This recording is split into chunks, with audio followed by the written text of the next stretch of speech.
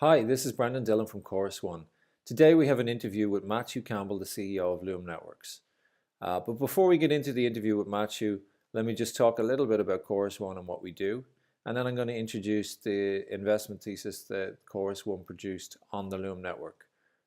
So if you're interested in the Loom Network, you should have a read of that. So firstly, Chorus One, what do? We run validators on the Loom Network and on the Cosmos Network. And we're exploring running infrastructure for other networks. So as part of that role, we run test nets. We got involved in things like game mistakes on the Cosmos Network. As part of our backend infrastructure, we have a lot of data that we pull out of the networks. So we can do a lot of data analytics, and that feeds into the next stage where we do research and insights. So we can do various reports like the Loom report that we're about to talk about. But we also do things like crypto economic reviews with new project teams that are coming up, and we get involved in steering the strategy on projects. And that feeds into our work on governance as well. A big part of what we do is around governance on the networks, and we like to get involved day to day in terms of getting involved in all the governance decisions that are happening. And then the other thing we do is around community building. We do a lot of work around tutorials and podcasts, blogs, events. So when we validate on the network, we like to be not just engaged in the community, but we want to grow the community. So we do a lot of work in that space. And as we explored Loom in Q4 last year, we did a lot of work just understanding the various different aspects of what Loom were trying to achieve. And we put so much research and work together that we decided actually we should publish our research out to the community. So we've published this investment thesis. It's 26 pages, so it covers a lot. It starts off with an introduction to the gaming industry and explains how what Loom are working on might fit into that, how the gaming industry is evolving. We look at the synergies between crypto and gaming. And we find that there's some very interesting things, and Loom are very much on the forefront of that. We dive a little bit into the technology behind Loom. We look at the competitive situation, the token economics. But a lot of what we're looking at is the go-to-market, and therefore we want to see what size the market is, what is the size of the opportunity that Loom are attacking. And then we also cover some of the risk factors involved. So if you're interested in the Loom Network, you should definitely have a read. The link is there. If you go to our blog, you'll find the blog post, and that will have the link to the report. So please have a look. Okay, so let's jump across and let's just chat to Matt about what's been happening in the last 2 or 3 months on the Loom Network. Thank you very much. So I guess first thing, Matt, some controversial news, I guess. It shouldn't be, really. We're all one big crypto community. We're all a big family and friends. But how has the response been to your announcement of TRON and EOS integration been? So we were really surprised. So largely the community has been excited, especially even on the TRON and EOS fronts. Even the Ethereum community, a lot of people in the Ethereum community understand why this interoperability is important. And we can't necessarily pick what we want. Like we need to go where the users are, right? We want to go where the dApps are, where the users are, and TRON and EOS are really the number 3 and 4 chains out there right now. Mm-hmm. Okay. And what are you seeing there? I mean, in terms of particularly in the games context, I guess, there's a lot of development activity there. Is there any companies that are coming up? Is there companies that are coming up that are just building on EOS that aren't going near Ethereum, or how is that playing out? Yeah, oh, definitely. So I would say that the communities building on TRON and EOS are almost entirely different than the communities building on Ethereum. Mm-hmm. If we've looked, kind of a lot of the core Ethereum dApps right now are decentralized finance. And that's kind of been the bread and butter. But when I look at EOS and TRON, actually, majority of the dApps are games. Now, a lot of times there's some kind of gambling games, or there's kind of some kind of chance involved, but there's still a lot of games, and that tends to be the core audience on those platforms. Okay. And is that an area you see Loom getting involved in, around more of the kind of gambling side of things, or is that something that's not kind of part of your core proposition? Yeah, so I think the gambling is going to be a core part of all blockchains going forward. I think a lot of people like want to shy away from it and not address it, but it's digital money, right? And what is one of the things that you can do with digital money that you can't do anywhere else? You can gamble, you can have provably fair gambling. I think there's really kind of interesting opportunities where players can own the house. So there's like very kind of just new models that didn't exist before. So we definitely see that that's a big opportunity area. Okay, right. And what's like of the interesting projects there is like, I mean, I guess it's early stages, but is there any interesting companies coming up, any interesting projects or cool games that are starting to take off that you think would be, that fit into the Loom model of maybe having exchanging in-game items and things like that? Yeah, so I mean, to be fair, most of the games, like I've mentioned on TRON and EOS, are gambling. But we've been following a couple projects, like so. There's like EOS Time and EOS Bet and Bit Guild, and they have like these casinos where the players can own a portion of the casino and get a portion of the casino rewards. We think that we're kind of monitoring these kind of projects closely because we think they're really interesting, and we're not seeing similar projects spring up in the Ethereum community. So we Okay. think that there's kind of like a good opportunity to kind of bridge some of these games between the different communities. Yeah. And I mean, I think that leads to a good question then. So, like, what is the need to bridge these different chains? If I'm building a game on EOS or Tron, what value do I get from being able to swap assets across like different networks?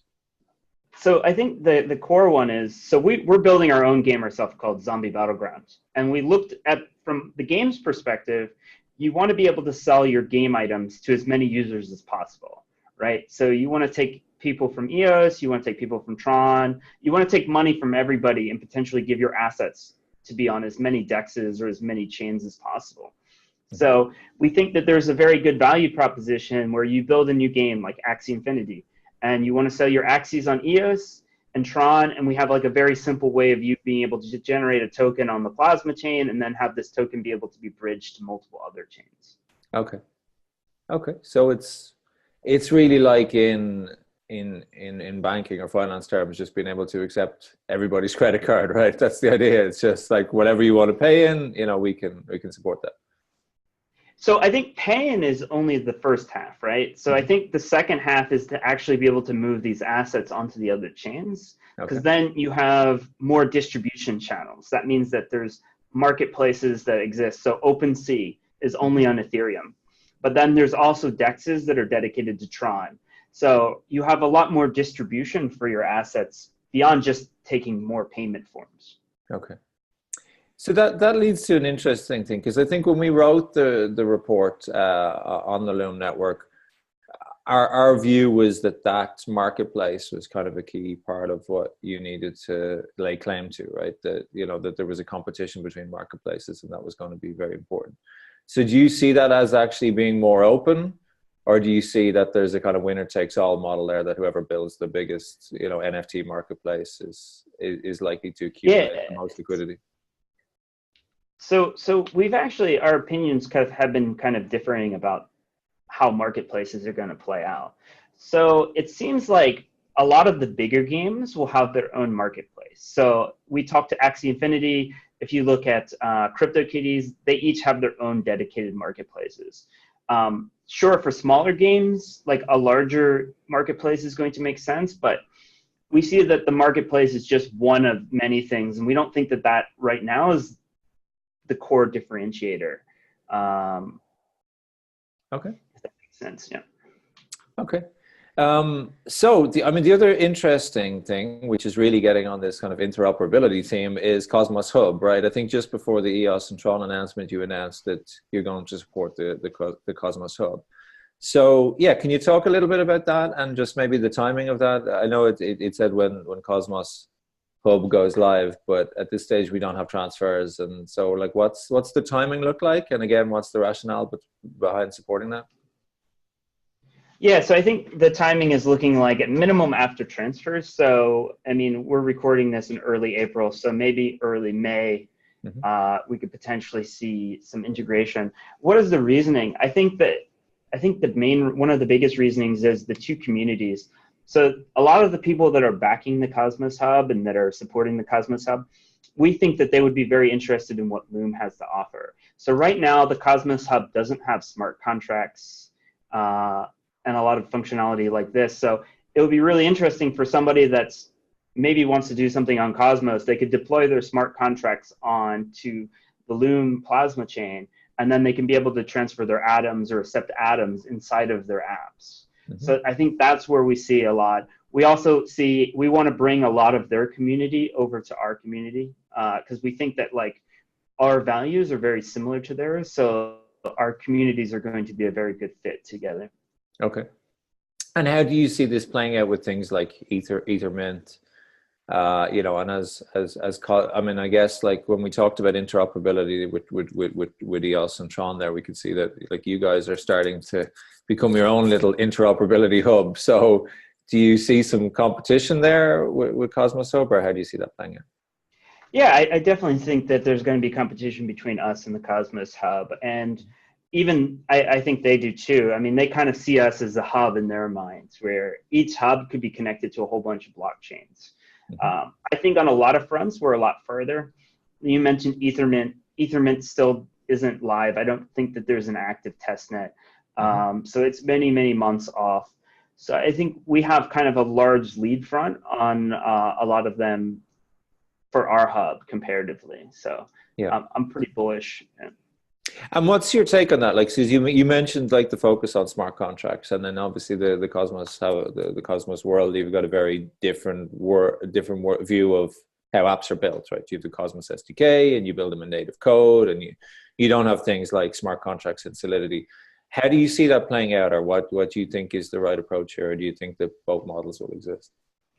I think both models will exist, and they do too. So obviously they're going to have their Ethermint chain. It's just their Ethermint chain is a year late. So there's a lot of reasons why they're not supporting Solidity. It's just because they haven't implemented it yet. As far as native contracts onto native chains, that's something that we'll see more next year. So we originally started with that concept, and we found that most developers were just not capable enough to run their own dedicated chains. They didn't know how to run their own validators. And most of them just wanted to deploy a contract and forget about it. And we think that for now, like that's going to be the core audience. And maybe 9 months to a year from now, we'll see more people that want to build their own chains. But we think that it's still too early for that for most developers. Yeah. And what about the inter-blockchain communications protocol? Is that something that you see that you guys would support in the future? Or do you think that because you've got this lead, you probably end up building your own mechanisms to kind of do these cross-chain transactions? So I think, we'll definitely support IBC when it comes out. But I think the thing with the IBC is it's a bit too idealistic. So, I mean, sure, we'll support it, but how many other chains are actually support it? Whereas like with TRON, EOS, and ETH, we just went out and built our own integrations without actually having them to change anything. And I don't think that a lot of chains are going to actually change anything to support IBC. So they're going to be big in the same place as us, building custom integrations for most chains. Yeah. Okay. So yeah, you mentioned Axia Infinity there. So talk about how your kind of business development is progressing. Then what you've signed up a lot of game studios. We can start to see some progress there. Can you give us an update on how that's going and what games we're likely to see and what kind of features we'll see in those games? Yeah, so let's kind of delve into Axie first because that's probably our most exciting project. So we've kind of done a business deal where we've done a bit of a token swap. We're helping them kind of develop their new token.